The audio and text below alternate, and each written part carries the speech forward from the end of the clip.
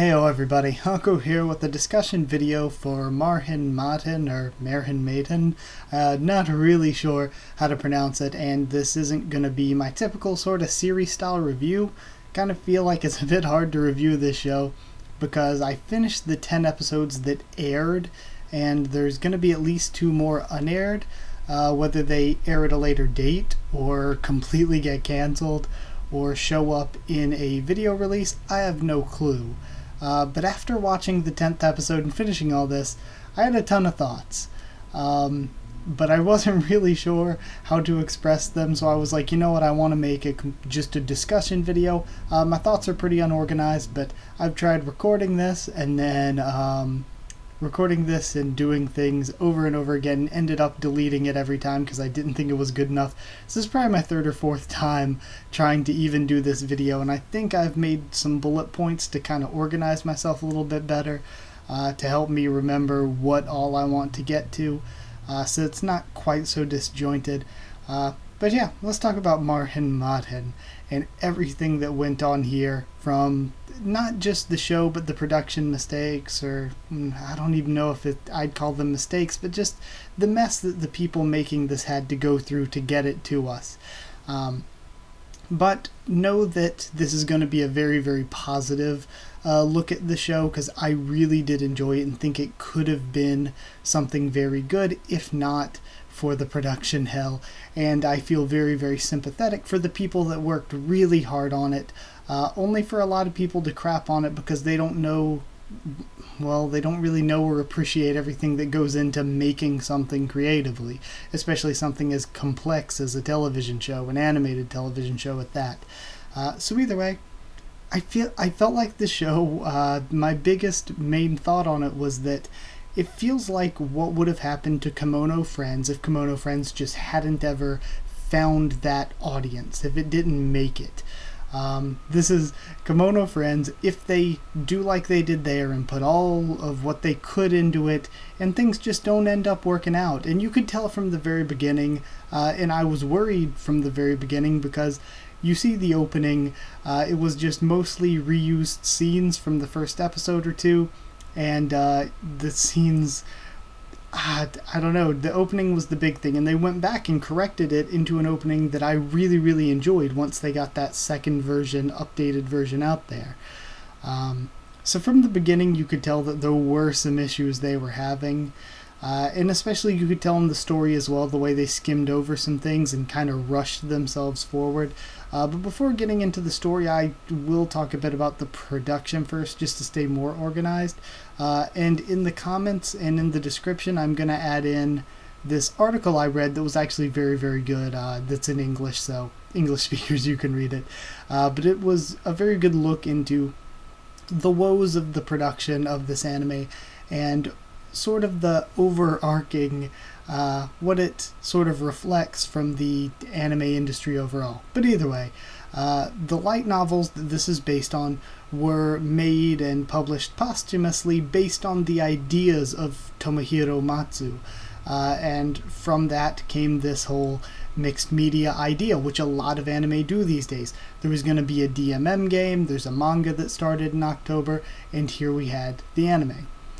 And a lot of times that happens. A lot of times the anime, there are certain companies that have thought in the past, and there have been projects that have been tried before that were essentially, the anime was an advertisement, whether it's an advertisement for the manga or light novel or for a game or whatever it is. It was basically an advertisement, and oftentimes those have not exactly failed, but they fell short of what they wanted to accomplish as a show. And in general, studios have found out by this point that that doesn't usually work. I mean, you need to make a good show in order for it to work at selling whatever you're trying to sell. If you're doing it solely to be an advertisement, it doesn't typically work out that well. But yeah, either way, it was part of another mixed media attempt here. And from everything I read, I spent an extra day or two doing more research into it, so I'd actually know what I was talking about, more than just talking about me enjoying the show. The staff, from everything I've seen, they worked really, really hard on it, and they got screwed by mismanagement. and a lot of them dropped out midway through the show because of just mistreatment with the way that management was going. It seems like they were rushed, they were understaffed for what they were trying to do, they were underpaid. And this production is by Hoods. I'm not sure if is it Hoods Studio, Hoods Production. I'm not sure the actual name of the company, but a lot of the blame is being placed on the CEO for really mismanaging this project and not communicating well with others, not being willing to pay properly and everything. I've heard about, like, again, researching more into this, I've heard that Hoods has been notorious for paying very low wages, even among animators that already get paid way less than they deserve. So that seems to be a big problem in there. But like I said, the actual staff, the production assistants, the directors, the animators and voice actors and everything, it seems like they all worked really hard on the project.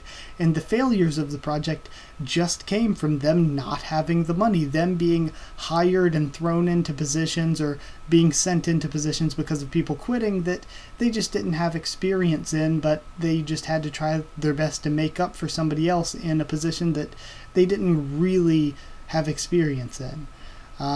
So yeah, I thought it was clear, especially seeing some things posted by members of the staff online, that the staff, I loved saying that, oh, they loved it isn't the right word, but the staff cared about the project. They wanted the project to succeed. They had the passion to do this right.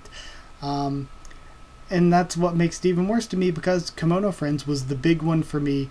But it's been a general thing where I didn't watch too much anime before starting YouTube, but after starting it, I've watched so much. And it's made me more appreciative of the people behind it, the people who have to try to make a living creating this stuff. And oftentimes it's a passion project, and that makes me even more devastated when I watch something and something doesn't turn out right, or it fails, and I feel so bad for the people that really put time and effort into doing this. As someone who, I guess, makes videos myself, I guess, even though what I do isn't nearly as difficult as that, or as high stakes as that, I do feel that empathy towards them. So I hope more for the people involved with this. I hope this doesn't stay as like a stain on their record, because some of the things they did were really great. Like some of the sequences were animated super well earlier in the series, but I'll get to that when I talk about the series. So I hope they can have a good video release. Maybe the infamous episode 9 will even be remade in a video release, or have an alternate version or something. Maybe they can touch things up. And I will mention by name, in that article there are a lot of names and explanations of a lot of people that went above and beyond to try to make this a success, but in particular, one that I saw personally, I saw on Twitter, Kitamura Masaru. They are a hero. I believe they were a production assistant. They were the ones, I think, that proposed the idea to start outsourcing stuff so that they could at least try to continue on the project after things were falling apart. And what I saw on Twitter is that not only were they out responding to fans that had brought up the series in Japanese and stuff, they were responding to people who were commenting about the article and stuff.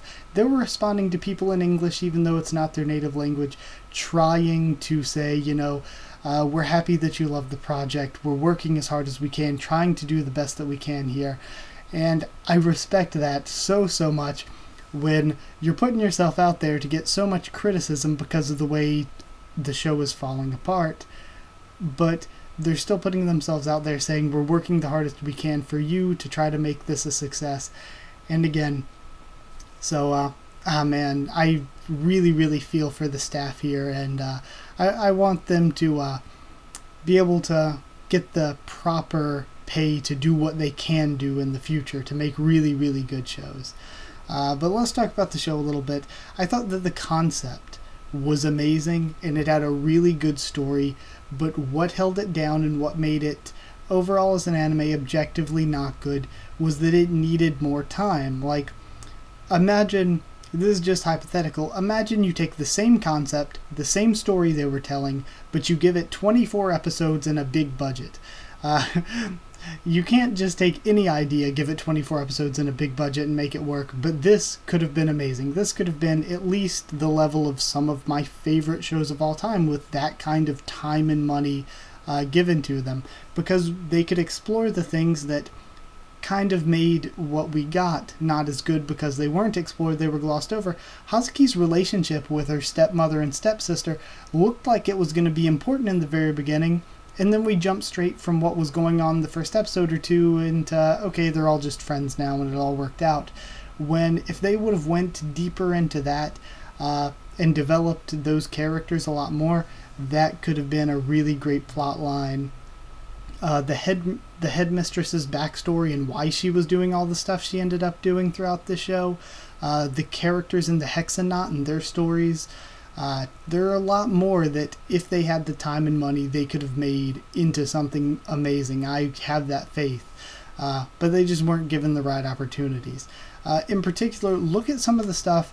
I loved episode 6. Episode 6 is great. And then looking at episode 8, right before episode 9 with the huge drop in quality, episode 8, some of the sequences and the fights and stuff were some of the more well animated stuff throughout this entire season.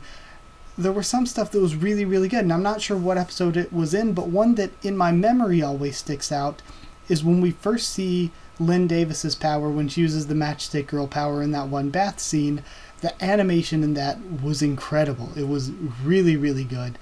So just to go from, again, some of the better animation, in my opinion, in some certain scenes, to just having really low-budget animation in other scenes. And then in episode 9, with, again, I'm not going to make fun of it because I feel bad for all the hard work people had to put into it, but the worst animation objectively I've seen in episode 9, where there were scenes where characters would be talking, but they animated the wrong characters talking, like the voice wouldn't match up with the actual character, because it would be, say, I think there was one where Maria Rasputin was talking, but the voice was coming out of the one tall girl that's part of Kazan's crew. I don't remember her name. But there were a few instances of that. The bad keyframes that a lot of people have taken screenshots of and used as memes, like not even in between motions, but really just hastily drawn keyframes. And then just the really jumpy animation. I'd never even seen anything like that before, where you could actually see the frame jumps. But one thing that it made me think of even more was it makes me appreciate other shows in general more, every show in general more, every other episode of this show more, because when you see episode 9 of this show and you're like, okay, that can be what happens when things somewhat break down, that's what quality could be, the quality that you just generally get at a base level seems so much higher. It gives you such a greater appreciation for what goes into just making a normal baseline 5 out of 10 kind of deal. So that's, again, it makes me appreciate things more. But yeah, again, I'm stuck feeling sympathetic for the people, because I know it sucks when you have to work really hard on something, you want it to succeed, and sometimes when things are out of your hands, it just doesn't work out. I feel like in general, the people who make anime need better treatment. There are a lot of reasons that the industry is sort of cruel and harsh in this way. But I feel like it's not just with anime, because even here in America, shows here in America, you take a random cartoon or something, they're given 10 times the budget of an anime typically. And even with 10 times the budget, the quality often isn't that good. The quality that comes from anime is generally driven by how hard the people work on it, even with that tiny budget. So I think that in general, animators, they need to be paid properly for what they do, because even here in America, when it comes to having that big budget, animators still oftentimes end up getting shafted. They're the ones that end up taking home the least of that. So we do just need better treatment of animators in general. But for me, with this show, continuing on with it, I'm excited to see what ends up happening with the future of it. I'll be following it. I think I want to check out the light novels because of this, just because it is a great concept and I want to see how it is if it's done right. And assuming in the light novels it will be done right. So maybe I'll do read-throughs of that, and we can see how things go doing read-throughs of the light novels. But yeah, I'll remember the show for the laughs I had with the Russian team. They were so great. And for Hazuki's story and the really great moments they had with episode 6. But I always do like a top characters thing when I do a general anime review, so I'll throw in something bonus here. I was like, I'll do my top 5 waifus or something from this, since the cast was basically all female. And then I couldn't stick to just 5 I wanted to talk about, so I'll go over 8 of them that I thought were my favorite characters in this. Number 8, Tatiana Boyarsky. She was a cute dummy, Ivan the Fool, but she inspired others, and she was really sweet and innocent and a good character, I thought. 7th, Tsuchimikado Shizuka. I loved, my favorite part of her, she was a main character, and yet the only thing I ever remember was from episode 9, when she's not good with technology. For some reason that just stuck with me. I thought that was really cute and funny. 6th, Sadahara Mai. I liked her character a lot because she was attractive and she was good at a lot of different things. When situations came up, she was good at a bunch of stuff, but she was like self-conscious, and like it was cool seeing this character that's really self-conscious and somewhat shy, but she's good looking and good at basically everything. Then 5th, Hinosachi. She showed up like at the end of episode 9. She was barely there for an episode. She showed up randomly, but I thought she was so funny. And I don't know if it endeared me more to the character, but I loved the character. 4th, Ariko Kasumi. She was the voice of reason of the cast, kind of, if you could get that much detail out of it. And that ending pick, though. 3rd, Maria Rasputin, because I loved Maria Rasputin as a character. Because the main thing for me, and it kind of went for the whole Russian team as well, except for Tatiana, she was a strong character. But she was so kind and cared so much about her friend, Tatiana, that she was a comedic character. She was strong, but she was kind enough to be kind of a joke character for the sake of her friend.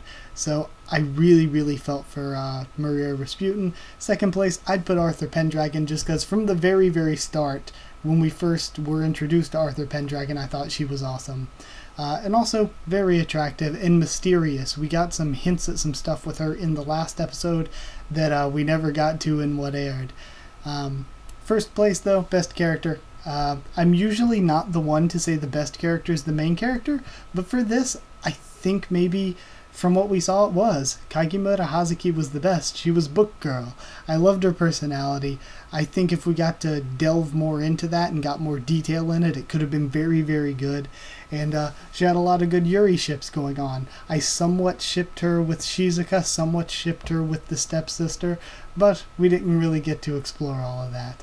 So I enjoyed it. I had a lot of fun with the show. And I don't know. I feel like I repeated myself a lot, so I'm sorry for that. But yeah, it's just one of those awkward situations that you run into. But either way, I hope you enjoyed the video. If there's anything else I want to say, I can bring it up in the comments or the hot Q&A or whatever. Like I said, it's really worthwhile to read that article that I'm going to put in the comments and description because it's a really good look at what happened here. So yeah, if you did like the video, comment down there. Tell me what you thought of this show, what you thought of my thoughts on it here. Subscribe for more.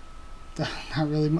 I guess subscribe for more Marchen Madchen, because I do plan on checking out the light novels, and I think I'll do at least one read-through to try them out. I'll at least do a read-through for the first one.